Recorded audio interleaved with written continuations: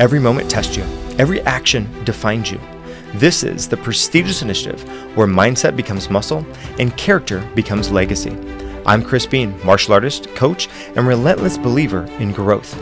If you're here to sharpen your edge, lead with integrity, and build a life that echoes beyond your years, you're home.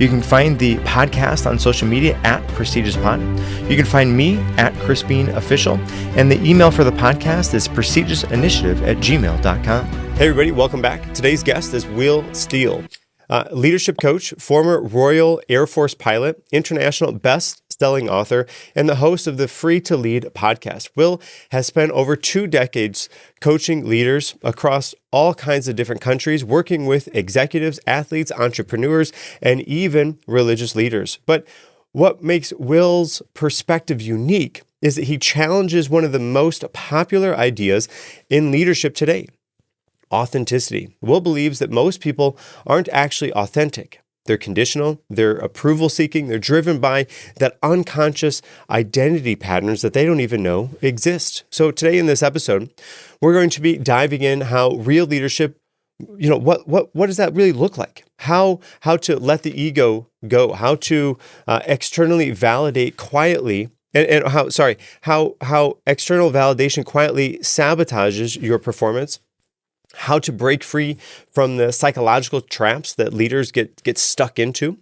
This conversation will help you to think differently about who you are and how you lead. So, Will, welcome to the show. Thank you. Thanks for having me. I'm just connecting my microphone so it would sound a lot better for you. Sorry about that. That's all right. So, Will, why would somebody want to listen to our conversation here today? Well, I say anyone can be a leader, and sometimes people object to that. They say, what do you mean? They're either leaders or not, and some people are born leaders and like that. But there's all kinds of leaders, but leadership is speaking up. Leadership is dealing with what needs to get dealt with, and it's actually dealing with it. And it's not about me. It's about what's happening and what's needed for what's happening right now, and dealing with that in a way that really works. It works for the people involved. It works for the organization or what it is you're up to. So if you want to be, let's say, more effective as a leader, then, listen into today. If you can be really present, if you can be really in the moment, if you can really be there to deal with what there is to deal with, you're going to be way more effective than if you're in your own thought about how to deal with what's going on, or how you should be, or what you can or can't say. Well, okay, so right off the bat, one thing that I really liked that you did was you took the onus of leadership off of the individual and onto the followers. And so what that does to me anyways, that tells me that you help people to step into leadership roles, not because of the role that they're in or the role that gets thrust upon them, but because of who they are, and their followers are going to follow them because of who they are, not because of that role that they're in. Yeah, like a title or a position. I used to be an officer in the Air Force, okay? And you tell people to do things, and generally they do them. When I came out of the Air Force, I was a pilot, and I remember asking the guy to plug in the power supply to the airplane, so you're on the ground, you've got the power, right? The guy walked off. What's going on? And then he complained about me, like I was rude and arrogant, and who do I think I am, and blah blah blah blah blah blah blah. I'm like, what? I just asked him to plug in my world. I just asked him to plug the power in, right? And I got some coaching on the side from one of the senior pilots. No, you can't be like that. You got to be like, how you doing? How's your day? In their world, over there in their world. And my point is, a title is one thing, but it's pretty thin when it comes to real power, real being able to impact what's happening. You've got to be really connected and really with people. And that's by letting go of all of that stuff and just actually being over there. And anybody at any level with or without a title can provide leadership. Right. And really what it means is connecting with people. But okay, so my question, I guess, for you is you argue that most people aren't truly authentic. And so let's define the terms. What do you mean by most people aren't truly authentic? Well, people are pretending and then pretending that they're not pretending. And it's kind of unconscious. It's not necessarily conscious. So, if something's occurring to me as like I'm being attacked, which it might not be the case, but because of my view that I've kind of gotten put together as I've gone through life, the current activity I'm seeing and experiencing occurs to me like I'm being attacked. I mean, I'm in Italy right now, right? And my two sons, I thought they were having a fight. I thought this is turning into a fight. This is one of these arguments. So I go in the room and say, why are you guys all shouting? And they go, we're not shouting. Well, you're shouting. No, we're not shouting. We're just talking, Dad. Because they're half Italian, you see. In fact, they're probably more Italian because they've been brought up in Italy than they have England, where we just have a conversation. No, they're loud. Okay, so I really like the pretending that they're not pretending, as it falls into leadership and authenticity, because really, so we talked about leadership. Leaders want to be respected for who they are, not the title that they hold. And part of that, and even you told the story about connecting with the person that was supposed to plug in the plane, and you didn't have that inauthentic authenticity there, so that didn't actually happen. So you got to play the game, and they know that you're playing a game. They know that you're just you're just doing this in order to get them to do the next thing. And probably across the spectrum, people know that there's a game at play, or at least you should know that there's a game at play with all of this, and then, so then we zoom in or out maybe a little bit. Then that authenticity is really part of that game, and you're pretending to be authentic in that connection, in that meeting. But you have to do it in such a way that is mysterious to them and almost mysterious to you. Like it has to be there as a core counterpart in order to make that connection, quote unquote, in order for the next thing to happen. And I think that really is interesting to me, because across everywhere, that game is being played. So whether you are at the restaurant and you are the server, or you're the customer, that game is being played, because the server wants an extra tip, so they're going to play nice, and the person that's sitting down to eat, they want the food, and they want it to be cooked well, and they don't want to be spit in or whatever, so they have to play the game a little bit as well. So that really is interesting. Okay, so how then can we stop playing that game? How can we stop pretending that we're pretending in order to reach through to real authenticity? Or is there some other counterpart that I don't know yet? Yeah, well, it's pretending that you're not pretending, right? So if you go into pretending and I'm pretending, not pretending, that's hard to see, because you're like, I'm not pretending, right?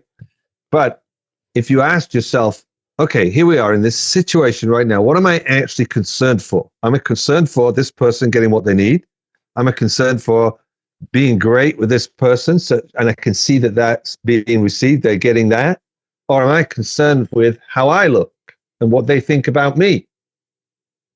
Or what the people around think about me when I speak to this person? If I'm in some sort of dance with that, I'm just not being authentic. I'm not being just me. I'm being shaped by that concern for what people are going to think or say about me. So I'm not free to just be myself. Now, I don't mean, just vomit whatever comes out of your mouth. I don't mean that either. I mean, for example, with the waiter thing, I could be just all concerned about getting my meal and making sure I get my meal and I get what I need. Or I could be, taking care of the person. I want to empower this person. They're busy, man. They've got like 5-10 tables to look after, this one person. So I'm going to talk to them, not because I'm scared of speaking up or I don't want to, get embarrassed. I want to take care of them. Hey, listen, I can see you're really busy. Could I get your attention in a minute? Yeah, sure. I'll be with you. Great. Thanks. None of that's about me. It's about taking care of them. And that was pointed out to me at a restaurant by my previous mentor, because I was not being that way. I was all showing off. I could speak Italian and, thinking, don't I look good? And he just went, wow, whoever that was, that's not someone who's going to have people lined up around the block to come and see. I went, oh, it's like he threw a spear right through me. Like, oh, it just got me. I was just completely nailed in that moment. Right? Yeah, I was just being a show off right there. So then part of that authenticity and the pretending that you're not pretending is dropping the ego so much so that it then places the concern, the worry, the whatever the thing is onto the person that you're helping. So you're essentially doing servant-based leadership, where I am the leader, but I am here so that I can serve the people who are following me. Yeah, I guess that's quite. Yeah, I'm not putting it on them. I'm taking care of them. I'm giving them what they need so they can provide the service that I'm wanting also. And I would imagine this shows up across the board. So when success happens in the team, the leader doesn't take ownership of that success. They give that ownership to the team. Listen, hey, we won. You guys did such a great job at doing these things. Right? Am I hitting that right? Oh, I lost you. Can you hear me? I can hear you loud and clear. Okay. You hear me? Yeah, now I gotcha. Okay. Yeah, it's not about me anyway, and it's not about them. It's like we together accomplished the task. So, okay, now with leaders, I think in particular, they are the type of people that are really out to seek approval and getting the next step. So where do you think that approval seeking shows up most in the leaders without them even realizing that that's happening? I don't know. I was struck with that's kind of general, because not everybody's that way, right? There may be some leaders, or maybe a lot of leaders that way. So let me just give it to me again. Yeah. So people that are leaders, stuck with that thought, right? Wait. Yeah, people that are leaders, I think, are really of the sort that they are reaching to the next level, and they want to seek approval. And I think part of that approval seeking is getting to the next level. They want to have the accolades for themselves so they can grow. And I think people that are generally in that leadership realm are among that type. And okay, so then with that kind of being the base, the question is, where do you think that type of mentality, the approval seeking, shows up without the leaders really knowing that they're doing that, right? Because it's definitely, it can happen where they're seeking approval, they're doing something in front of their boss, in front of their leader, so they can be seen as doing the thing, and then they get that approval, but they don't know that they're necessarily doing, this is part of the pretending, not pretending part. They don't know that they're necessarily doing it in front of their boss to get the approval, but it's absolutely happening. So with that, again, as the base, where do you think that's happening without the leaders really knowing that's happening? And I think the shift happens if they can understand where they might be doing this. Then they can start to take that approval seeking off of themselves and place that onto the team, so the team, the people that they're leading, that they're serving, can actually be brought up instead of them. Okay, I mean, that's like somebody who is a leader but has a boss and is trying to look good in front of the boss, I think would that be fair? Yeah. What you're saying? Mm-hmm. Yeah. Well, that person's being inauthentic, because what's really going on is about them and them looking good. It's not about their team. I mean, if that's your behavior, then don't expect to get the team to really want to follow you or really want to work with you. If you can, instead of you looking good, you have the people who work for you look good, or your team look good, with nothing about me, really, acknowledging them for the work they've done, acknowledge them for what they're providing. That's gonna it's not that it makes you look good, it just works. It brings the whole team up, it brings the company up, it brings everybody up. Yeah. I mean, if you are for accomplishing what you're all out to accomplish together, and that's what you're about, then you don't have to worry about you moving up to the next level. You're going to be asked to take on more and more stuff. Well, okay. So how one of the key components, I think, of leadership is making sure everybody that reports to them, all of the people that they're helping to serve, they're all on the same page. In terms of authenticity or lack of ego in the leadership, how can leaders best make sure that their team are all on the same page and they're all working on the same mission so that their team can achieve more?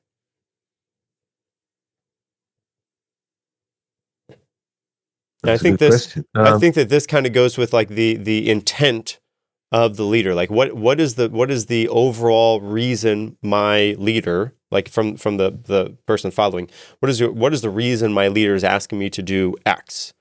And I think once they can understand that, then that helps. So how can the leader best share that in a way that everybody can understand in a authentic, lack of ego type of way? I'm thinking of my own example. So I stepped into I have a client, and we've also got a joint venture together. I'm leading programs in the Middle East, which was his invitation. And then, we kind of partnered up with that. But the people who work for him weren't doing a great job. So I stepped in. Man, and it's just empowering them, getting their world, getting what's going on with them. It's not about me at all. I want them to produce the results. Yes, I want them to produce the results. They produce the results. We're all success. It's successful. The mission's successful. But there's this person, and in this moment, they're not being effective. What is going on with this person? And I'll have that as a public conversation, because I'm also, I am a coach, so I'm kind of there as a coach.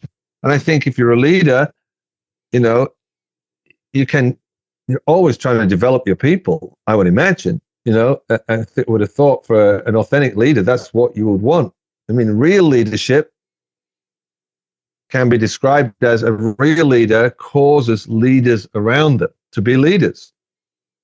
So if you can empower your team with whatever they're dealing with right now to become more effective and provide leadership around them, the whole project is getting elevated.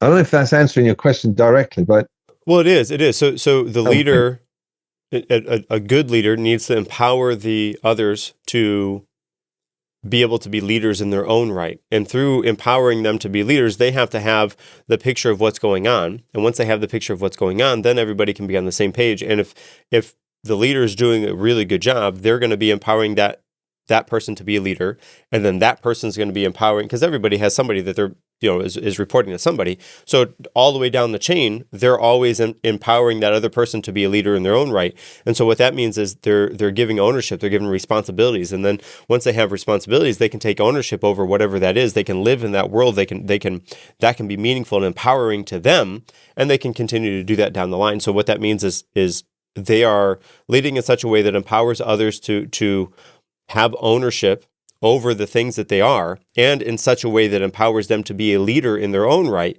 So the leader then is working themselves continually out of a job, and everybody is growing because of that, and allows them to be the best version of themselves. Did I hit that right? Sounds great. Yeah. Okay. Yeah. Now, Will, you mentioned that you spent some time in the Royal Air Force, and as it relates to leadership, how did that time shape or change or alter your understanding of leadership and identity? Very good. Well, when I went in, I had a certain picture of what an officer and leadership looked like. I did a leadership course when I was like 15. It was called Outward Bound, and we went and we did all sorts of activities, hiking around and camping and getting across rivers with pine poles and all that stuff. Then I got to university, and I decided to join the Royal Air Force to be a pilot. And to be a pilot, you've got to be an officer. So I have to go through officer training. So I'm like asking all my, alumni that have been through and they're now pilots and training. You know, what's the deal? What do you have to do? What do you, you know? And the coaching I got, or the advice I got, it wasn't really coaching. It was keep your head down, stay out of trouble, don't be mouthy, don't speak out, just get through, and then you can start your flying training. Just something you got to do is officer training, right? So I took that advice to heart, and I didn't shout out. Was quiet. And after 16 weeks, the flight commander took me in his office. He said, "Look, you're like a ghost. I can't recommend you for graduation. An officer has to speak up, man, and take command." Oh, he says, "You've got two choices. You can leave the Air Force, or you can do the course again." I was like, "What?" I knew to be a pilot, I had to do the officer training. So I said, "Okay, I'm going to be a pilot, so I want to do the training again." All right, that's it. So I went out, and I was like, upset, devastated. It's like, all my friends are going to go ahead and graduate in the next 2 weeks, and I'm not. I'm going to go back to the beginning again. Oh man, I felt terrible. But then I thought back, I've been trying to be what I thought I'm supposed to be like, and it isn't working. So screw it. I'm just going to be myself. I'm just going to be myself and see what happens. Let the chips fall where they fall, and like that. So I just started being myself, and some people liked it, some people didn't like it. But 18 weeks later, I graduated with a leadership trophy. I wasn't trying to be anything that I thought I'm supposed to be. I just was committed to just being myself. So that's the first kind of, if you like, that was like a big shift, trying to be yourself. But, once you get more deeper and more philosophical, you go, well, which self? Who are you? It's an ancient philosophical question. Who are you really? So what I call being myself was whatever I related to as myself at that time. And I was that. But the work I did later was getting deeper and deeper and deeper into who are you really? And it's the same thing in just be your real self. Just be, which is, well, you were pointing to and said, don't be your ego. I mean, ego is what you identify with as you, like that is you. And it's not, it's what you've come to identify with as you. In my book, Free to Lead, I wrote the book and then I rewrote the book. And then I went to an editor and said, well, it's really kind of two parts to this book. And I went, you know what, you're right. Because the first part's not even about leadership. It's about answering that question and getting to the bottom of who you are really. You're not this way and you're not that way. So you're stripping away limiting beliefs of what you've come to believe are you. So you really have to do that whole process first, that whole first part of the book. And from there, when you get to nothing, not any of that stuff, and just you from there can create leadership as an authentic expression of the real you. So second part is creating, being an authentic leader. First part is first off trying to get authentic and get all the stuff that's disempowering you, that's not really you, identified for what it is so that you can recognize it. And then you have a choice. If you can't see it, you just end up being it. Once you can see it and it's not really you, there's a you recognizing that's not really you. That behavior right now, that's not really me. That's automatic. That's who I've ended up as. So I have the freedom and separation to be able to catch all of that, what you call ego or what you call your automatic way of being and acting. I can see it such that I have a separation, a gap between me and it, and I can then choose who to be in the situation that's going to make the difference with what we're dealing with. Okay, so going through officers training twice that's really interesting. I'm tempted to ask the question. I guess I will. If you would have went through it that second time, same outcome, but your higher up said, "Yep, that wasn't it either. You have to do it again." Would you have done it again? Was there some point along the boat that you would have been like, "Yeah, this is enough. I'm not going to make it," or were you really that committed to do it again and again? Well, I wanted to be a Harrier pilot, so just whatever I had to do to become that. Yeah. Okay. Fortunately, they didn't ask me to do it a third time. I would have done it. I mean, I don't give up. That's one of my traits. That's kind of like, I don't know if it's authentic or inauthentic. It's something I kind of has become a trait, if you like. One of my traits is, I mean, I can give up, but automatically I'm not going to give up. You know, I just like, I've said I'm going to do it, I'm going to do it, or I'm going to find a way to do it until I do it. You know, it's it's part of my identity. You could say that's identity based for sure. It's also pretty good identity to have when it comes to committing to long-term projects. So, you know, it's not that you throw all that stuff away. It's that you can recognize it, and then you've got a choice. You know, one of my identities is being hardworking, and it used to be my answer to everything. I just work and pull an all-nighter, no problem. If I have to, I have to.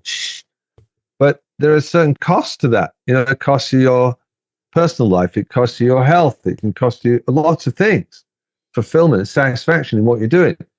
So that's not my answer to everything. And sometimes it's very useful. I have that gear in my gearbox should I want to use it, you know? But I am choosing to use it, which is different. Right, which is makes it a conscious choice and not a pre-programmed response. And that's kind of where I want to go next is, so you have that first part of the book is basically understanding who you are and how you operate in the world, disregarding all of the pre-programming that you go through as kids, because, you know, as a kid, we hear things, we accept those things as fact. They live in our subconscious memory, and until we do work to move them from the subconscious to the conscious, we show up like that. That's infecting and changing how we are interacting with everybody across every stretch of the day. And until we do the work to know that, hey, this thing is in my subconscious and move it to the conscious, we don't even know that's happening. And then you can look at it and say, yeah, this is not serving me anymore. You can throw it away. You can get rid of it. But until that work is done, you're stuck. You don't even know that those things are driving you. Those really are making your identity. You just show up. Now, with that kind of being the connection here, and I think you were saying some similar type of things there. So I think we're on a baseline understanding for that. With that, and I think. And I think about this quote often, where it says, "You are not your thoughts." I'm thinking, well, what do you mean you're not your thoughts? And what does that mean? My thoughts are. And so my way of understanding this is there's three parts, and there's no basis for this. This is just my thinking. There's three parts of this. You have the subconscious, which is the part of your brain that is actively informing how you show up. It's like your basic programming to tomorrow, how you know to be you when you get up out of bed. That's your subconscious. Your conscious are your conscious choices, decisions, actions that you make. Forced, thoughtful, you know, considerate, all of those things. But then the other part, and maybe I put this other part kind of in the middle. This middle part is the constant chatter that is going on in your brain all the time. You do years and years of meditation with the hope, the dream, the wish to quiet that constant chatter that's in our brain all the time. And I think that really is the third part, that at least how I think about it, that third part is the part where they're talking about you are not your thoughts, because your thoughts, I don't know, like I can't think the thing that I'm going to think next. I can't control that thing that's just always going. It's like being in a room with a roommate that just doesn't shut up the whole time. They just go and go and go. In your brain, and I think everybody has this, in your brain you have that. So you are not your thoughts, to me, is talking about that. Now, where's the question at? A whole bunch of stuff here. So the question is, what are some steps that somebody could do to start to shed some of those predetermined identity factors that are baseline from childhood and start to become who they want to be consciously and disregard all the other things? Yeah. Well, I think you have to do the work. You do have to do the work. You have to do the work to identify each part. What is the work? What do they do? Well, if you read my book, each chapter is the work, right? So, for example, as you talk, you're not your thoughts. Well, there's a whole chapter on that, right? And there's an exercise to do in that. You know, thoughts, as you said, they just arrive. They're just automatic. You don't have to do anything about it. So there's that's automatic. And if you can stand back and go, wow, I just had that thought, but that's not really what I believe. That was just a thought. Then you've got, and it's taken me years, okay, and to be able to stand back from that and not act on it, you know. And so you have that thought, you realize that, man, this is not something that I want. You just let it kind of linger. Okay, yep, I'm not going to do that, and then you just let it go, let it drift away. I'll give you a very simple example, and we might get some stick for this, right? But it's a thought I had. I can't, hey, you don't have much say about the thoughts you have. I'm walking my dog in the little village when I was in London recently, and I was walking up, and then I look across and see this lady, and I go, God, she's fat, and I'm like, this is a thought. That was the thought. That was automatic. Okay, it's not. And I go, wait. That's not me. That's not how I'm committed to being. I'm not having that. Let that go. Right? That's what I then said to myself. So it's more thoughts, but it's catching that thing. Prior to doing all the work I did, I might have gone into a whole dialogue with myself about that person, which is a waste of my time. It's not, it does, that person doesn't even know that's happening and they're gone. And I'm engaged with that. That's crazy. And it's what happens to people. If you can't catch it, you've got to catch that stuff. That's disgusting. That's not me. That's not what I'm committed to. That's very ordinary, automatic kind of thought. Okay, thank you. Well, so I think that, and you outlined it right there. Part of doing the work is looking at yourself from an outside perspective to see how you're interacting, how you're showing up, and then you do that with thoughtful consideration and consciousness brought in, where you are asking yourself, "Hey, is this how I want to show up? Is this the type of person who I want to be?" And Jordan Peterson talks about this, like, watch yourself like a predator watches prey. You want to be so engulfed and focused on what you're doing, how you are interacting, how you're behaving throughout the day, and that forces you to be out of that moment. It brings you a step back to look at the situation from a subjective point of view, so you can then say, yes, this is who I want to be, or no, this isn't who I want to be. But until you can bring yourself out, that other layer back, then it's hard to see yourself, to know that that's not how you want to show up. It's hard to realize that those thoughts are there that you don't actually want, because you're just in the moment. You're just having it. Then you go down with that rant like you're talking about if you hadn't done the work. But I think part of that is being able to separate yourself from that moment to realize, is this how I want to do this? Am I doing this the right way? Is this the mission I want to serve? Is this all of those things? And if you can't answer those questions, if you don't even realize that those questions are there to be answered, then you're in the person as opposed to a step back or so watching the person. Yeah, it's languaged as being the observer versus what you're observing. Mm-hmm. The automatic, being able to be the observer, and then if you can actually be that observer, you can start to get an experience of who you really are. Mm. Yeah, and I think that brings us into clarity, and that allows us to have clarity over the situation that's happening, as opposed to the situation being driven by ego. And I think that can be the kind of the counterplay there. And I guess my question for you is what is the difference between performance that's driven by that ego versus performance that's driven by clarity? Yeah, well, if you're functioning from a reaction right now, like a threat, or you feel like somebody's out to undermine you, or they're out to make you look stupid, or they're trying to attack you, or you've got to then, perform in a certain way, you're now in a reaction. That's not going to be as powerful as be able to, wow, I just got a reaction. Wow, they said that thing. Wow. Okay. And this is what we're doing. Versus reacting and then being in a dance with that reaction. Then you're just like a puppet. You're a puppet to that old automatic way of being and reacting, which is kind of survival, and if you're out there in the, wild, and there's a wild animal coming at you, that's something to be, reacting to. Run away, or, defend yourself really well, but that's usually not happening. Someone's just talking to you, or looking at you a certain way, or looks like they're not even listening to you, and you're threatened, just like threatened, you know? So if you train yourself, you can actually catch yourself reacting, and you don't have to go with the reaction. Now, it takes something because it's physical. You have a physicalness to it.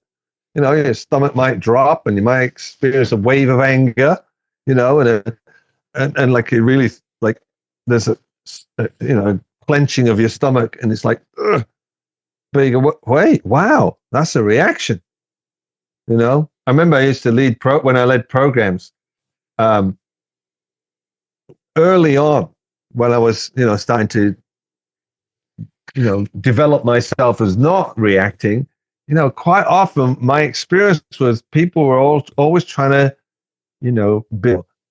trash the program or, get one up on me, so I was often having struggled with that reaction, like defending myself or something. Until I got, once I got that all sorted out, it was like someone comes and they say what they say, and I'm just, okay. Or they say, oh, this is too expensive, this program, and, I think you guys are just in it for the money, and blah, blah, blah. And you go, okay. Anything else? Like expecting a response versus just getting what they're saying. And that for some people, like, blows them away. But you're able to be really effective with a person if you don't go with your reaction and just listen to people. Well, okay. So in that instance, I'm reminded that if we have those situations where we're on the receiving side of something like that, if we hear them and we validate that we hear them, like you just did, as opposed to giving them the reaction that they're looking for, then it shifts the negativity from a counterpart, like a fight between the two, all onto that one person. And anybody that's there that has eyes and ears to listen obviously sees, okay, yeah, I don't know what this person's doing. And he handled that so well. That was the perfect type of response to do for that. Because otherwise you give into that. And I'm also reminded of, I think it's Zig Ziglar talks about reaction versus response. And so you go to the doctor that gives you a prescription. Oh, your body's reacting to that. That's a negative. But if you go back and you say, okay, the doctor says, oh, your body's responding so well to this. Reaction versus response. And I think that fight or flight response can be trained with some focus by doing the work like we were just talking about. Then we shift off of the fight or flight reaction, where we're just flying off the handle. Whatever happens, we're fighting back and forth, to a carefully thoughtfully crafted response to those situations. And I think part of that comes with time. Part of that comes with experience, and part of it comes with screwing up enough times to know, well, I didn't do that right. I shouldn't have done that way. And then you learn from those things, as long as you can learn from those things after the fact. But I think that reaction versus response is really key to that fight or flight type of action that we're talking about right now. Yeah, I mean, especially if we're going on to leadership, and you want to be what we call a powerful leader. It's not forceful. A powerful leader is just able to fully be there in the moment. And you talk about what work can people do. Well, you are talking to someone here who's done years and years and years and years and years of trainings with, I can't tell you the number. For example, we used to do an exercise. We call it the button flattening exercise. So when you lead a program, you've got 300 people in the room. You've got all sorts of personalities coming at you. You've got all sorts of things people can challenge you with, or trying to attack you with, or trying to knock you down, invalidate what we're doing.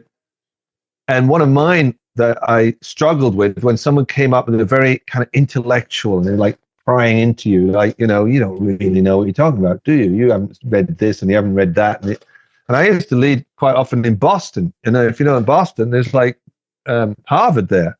And quite often we'd have people from there, and sometimes they got like 4 or 5 degrees and a master's and a PhD, and there they are in the audience, right? And I'm like, okay. And I got to a place where they could just say all their stuff and it didn't impact me. But the exercise that got that was being in a room with some other leaders just coming at me again and again with, oh, you don't know what you're talking about. Huh? What? See? You don't know, do you? Like, the thing I didn't want anyone to say or find out about me or think about me. They just would say it over and over again until I didn't actually have a reaction anymore. And the point of that was to be able to be with anything. And that happens from experience. Experience is the best teacher for that. I mean, you could train for it, but until you get put in those experiences, I mean, it would be like being in, you talked about being in the Air Force. Training is one thing, but when you get out and you're you're not training, but it's a similar type of exercise, let's say, or similar type of environment, it is completely different than what training is like. Now, training should prepare you for that as well as possible, but it is almost impossible for that training to replicate exactly what the real world situations look like. It can try, but it's not exact. And I think that until you have time in the seat doing the reps over and over again, until you get those confrontations at least somewhat, weeded out, you have some sort of answer for those things. That is really challenging to do the first, second, third, fourth, fifth. You have to fail. You have to go through the reps in order for you to make it to the other side. Yeah, absolutely. And I think it's ongoing forever. I mean, I've been doing this really kind of deep kind of work for 28 years, and I'm still discovering new things about myself. I'm still discovering I didn't know I'd get triggered by that. Wow. But see, now I can recognize, I don't even have to analyze it or find out where it came from when I was 6 years old and something happened, right? Which is what I've done up to now with a lot of it. And it's there in the book for people who want to do that and recommend doing that. That's where you start. But now I can just recognize it's something and just let it go. And you don't necessarily have to know, okay, well, this came from that and this. Just, okay, hey, I don't like this action. I don't like this response that I just gave or the reaction that I just had. I see I'm reacting right now. I don't have to analyze it and take it apart and find. I mean, that's very, very what you need to do really to begin with for years and years and years.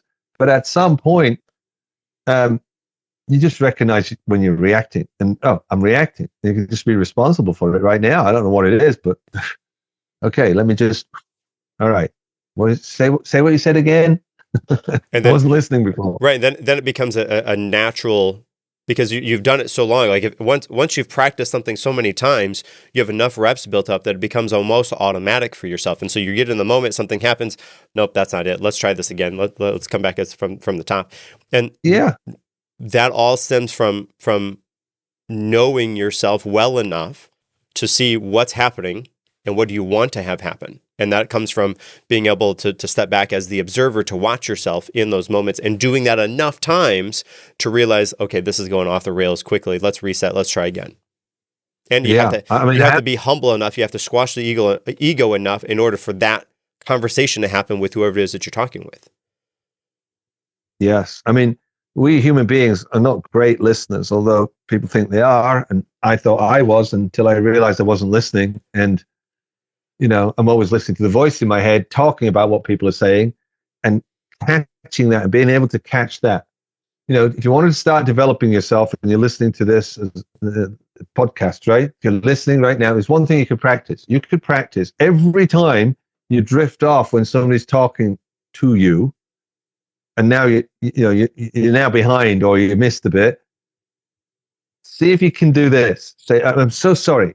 I drifted off then. Can you say what you said again? I really wasn't listening for the last 10 seconds. Now, you'd be amazed. You think people are going to think you're an idiot and why bother talking to you? They don't. They just go, oh, okay. And then they go back 10 seconds into the conversation and do it. I mean, it's amazing. People are great. But people are so afraid to say something like that. They pretend then in the conversation and now they've lost. They don't know what the person's talking about. They're not present anymore. Just that will elevate your leadership. It will elevate your ability to interact and make a difference with people. And your communication skills will get so much better, because then you'll actually be listening to what that person's saying so that you can respond accordingly and not just nod your head and say, okay, thank you, and then walk away thinking, man, I don't know what they said at all. Because then you can't help them. You can't have impact over them, and they can't have impact over their people. Exactly. And how much do you think that's going on in corporate America? Too much. And I think people are scared of what the boss thinks, so they're not going to say, I'm so sorry. Can you say all that again? I really wasn't listening, so I'm so sorry. Well, and I think I didn't catch that. Like visually, you say this, I'm reminded of the Lego movie where they're going down and the female character is explaining all the things to do, and he's daydreaming about her, and he's like, yeah, you're gonna have to say all that again because I was listening. And so like that is absolutely happening all across corporate America, and I think that this kind of goes back to what we talked about just a little bit ago, is the leader sharing the information in such a way that everybody in the team can understand it. So they understand the intent, the mission, the purpose for why it is they're doing or they're asked to do that task. And once they can understand that, then they can do that. But the leader has to be able to explain it in such a way that the lowest common denominator in the room can understand it, and be willing to re-explain and re-explain across time, because that will inevitably have to happen. And if they can empower their team to say what you just said, hey, listen, I just drifted. I wasn't paying attention. Can you say that again so I can really grasp and understand and know the purpose, the why? Why are we doing this? Can you bring that in again? And if they can humble themselves to do that in such a way that doesn't belittle their people, then the team grows. Then the company grows. Everybody is a winner from that. Right. No. And also, no, go on. Yeah. Well, as you say, also, as you elevate yourself in that world, you can start to really be present with people, and you can tell when they're not listening. You can tell. I'll give you a really good clue. When people look up into their forehead, they're now not with you, they're in their thoughts. So when you see somebody you're talking to and they're in there looking into their forehead, you might as well just stop talking and wait till they come back. That's some coaching I got from a very, very good mentor of mine. He said, just, wait for them to come back and then keep going. So that's really interesting. So my day job is a martial artist, professional martial arts instructor. Yeah. That's what I do. And so when you are in the ring sparring with somebody, you're fighting somebody, when they stop moving, like if they're moving all around and then they stop for a second, they're thinking. And as soon as they start moving again, then they're going to act, and that's going to be probably detrimental to you. So if they stop moving, that's when you start to move. And being able to see that play out in real time takes some time, but it's the similar type of thing that what we're talking about right now is if you're talking to somebody and they're looking up, they're thinking, you can see they're thinking, they have that thinking look. Okay, just stop. Let them think, let them counteract with whatever it is that they're doing, and then you can proceed or answer their inevitable question that they're going to have. Or maybe that would be an opportunity to say, do you have any questions so far? Do you want me to re-explain anything? Like that would be a good way, I think, to do that. And noticing that for other people, I think, is key for the leaders so they can best communicate to them. And so the followers, the people that are being led, can understand in such a way that they can do the task and understand why they're doing the task, because then it's so much more impactful. Brilliant. Yeah. Great. Now, I think we've been dancing around the idea or meaning of success as it relates to business, as it relates to leadership, as it relates to really individuals, because if we can grow ourselves as individuals, everything else will kind of move in that direction. So why do you think? Yeah. Why do you think that so many high performers or leaders across so many different areas feel unfulfilled, even though from the outside they're successful? Like everybody looks like, oh, this guy is successful. That guy, wow, she is so successful. But on the inside, they feel so unfulfilled. Why do you think that is? I know what that is. There's another chapter in the book called Strategies for Success. So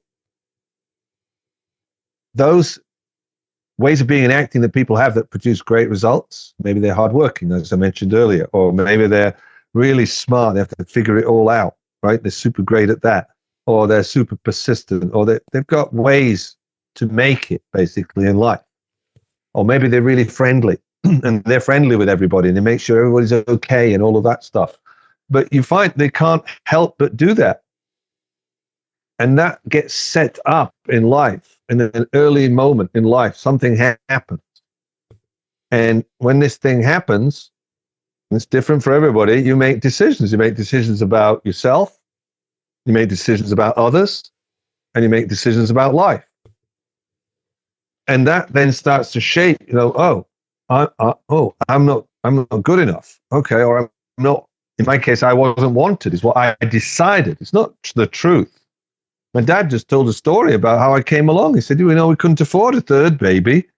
Then Mum got pregnant, and we had 2 boys already. So we were all looking forward to a little girl, and you popped out. You should have been a girl. Now everyone's laughing, except me. For me, how I heard that was they didn't want me, and they really didn't want me. They wanted a girl. I just had this, I'm the best. This like declaration, I'm the best. My whole life was about having to be the best. And I had drawers full of, first ribbons and trophies and all that stuff. And they were never, ever, just never did it, never did what I thought it was going to do, winning. And then it goes into life, and I start to, get a job, and then I got to go into university, then I'm going to be a pilot, and I can't just be a pilot, I've got to be the best pilot. And then it never, ever, ever stops. And whatever you accomplish, it never fixes that thing inside of you where you feel what you felt when that thing happened when you were little. So it never fixed that feeling of not really being wanted. And until I could see that, that was my life. That's what life was about, having to be the best. And then you accomplish it, and it's okay for a while. And then it's like, oh, well, okay, now what? You're kind of lost. It will never fulfill you the results you produce from your strategies for success. It never fulfills you. In fact, it reminds you of what you're not. I remember getting my degree, and one of my strategies is to work really hard, and I worked really hard. And my brother said, "God, you're so smart." I'm like, not really. I just worked hard, is what I said to myself. Because the working hard was making up for something that happened where I decided I wasn't smart. So now life is about working hard to still get the result, but I'm having to work hard because who I was for myself was I'm not smart. Then I produce the result, but it reminds me of, yeah, but I'm not really smart. So even producing the result doesn't fix that thing. So, you see these, and I've worked with I've worked with billionaires, and it's still not enough. Because it's not about the money. It's not about the job title, the position or the title. It's this, because that doesn't fix anything on the outside, doesn't fix what's going on the inside. You've got to do that deep work on the inside such that the outside just shows up to match. And if you don't, you'll never be fulfilled. And not only you're not, it's almost like a self-replicating cycle, because then you're just continue chasing it, and until you notice it, until you can do the work, you're stuck in that cycle. And most people never notice it. They're just a little mouse in a wheel going around faster and faster, wondering what it's all about. And then they have a midlife crisis, get divorced and buy a Harley Davidson and, think, oh, that must be it. It never fixes what they have in the inside. They're working on the outside environment, but they didn't take care of the inside environment first. Yeah, and it's not their fault. It's human beings.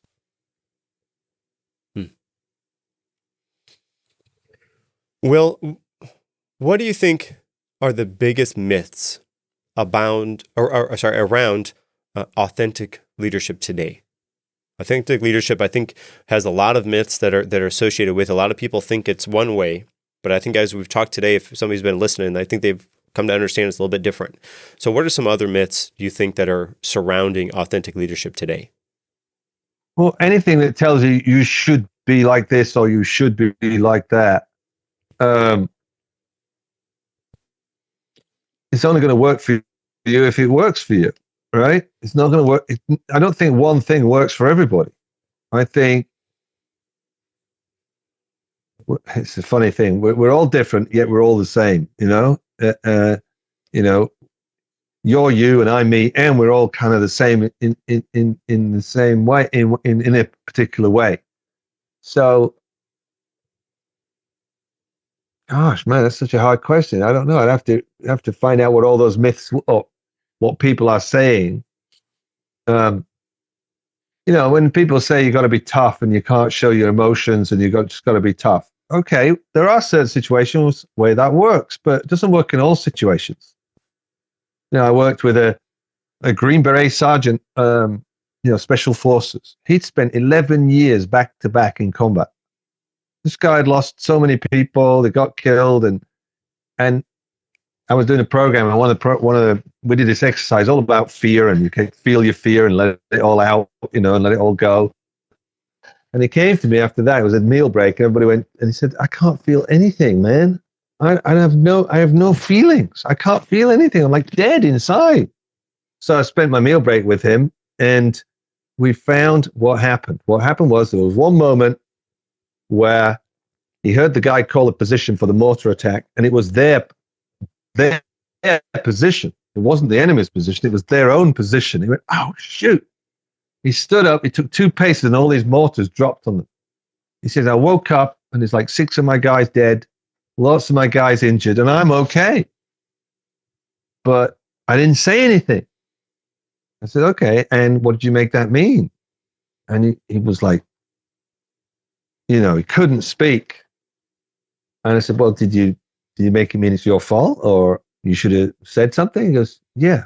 So ultimately, what does that mean? Like, you killed them?" He goes, "Yeah. It's my fault. I killed them. I should have said something." I said, "Look, inside the mind, that all makes sense. But let's just take a look for a moment. There you were. You heard that. You stood up and took 2 paces. Now, let's say you had said something immediately, and everybody could take 2 paces. Do you think it would have made a difference?" No, I mean, we all still got blown up. Exactly. It made no difference. So did you kill them, or did those mortars kill them? And it took a while, but he finally got it. What he'd believed all this time that was killing him, and lots of his friends that were still alive were committing suicide because they all make stuff up. He came in the next day, and he was like smiling. I go, "Wow, come on, come to the microphone. What's going on?" He goes, I can be happy." Transformation. From what? From getting the difference between what happened and these stories we make up, Well, and that speaks right on. If we can do that with that guy, and you're a leader out there, nothing's fixed. You can be great with people. Well, I want to say thank you. Thank you so much. You reminded us that leadership is more than caring about the other people and what other people think, and bringing that ego in. You give us that reminder today. Leadership, again, it isn't about image. It isn't about performance or approval. What it is leadership is about clarity, responsibility, and who you are when nobody's watching. We talked about how the unconscious patterns that we have quietly shape decisions. They drive the ego for success, and that leaves people feeling empty inside. We also talked about how real leadership begins when you stop outsourcing your worth, and really you bring that world from the outside to the inside. You got to reshape the internal environment before you can change the external environment. And listen, one thing is a big takeaway for me is freedom. Freedom doesn't come from becoming more impressive. It comes from becoming more aware. And listeners, if this episode challenged you, share it with somebody who is serious about growth. Make sure you subscribe, leave us a review, and check out Will's book for more leadership takeaways. And as always, stay intentional, stay disciplined, and keep leading from the inside out.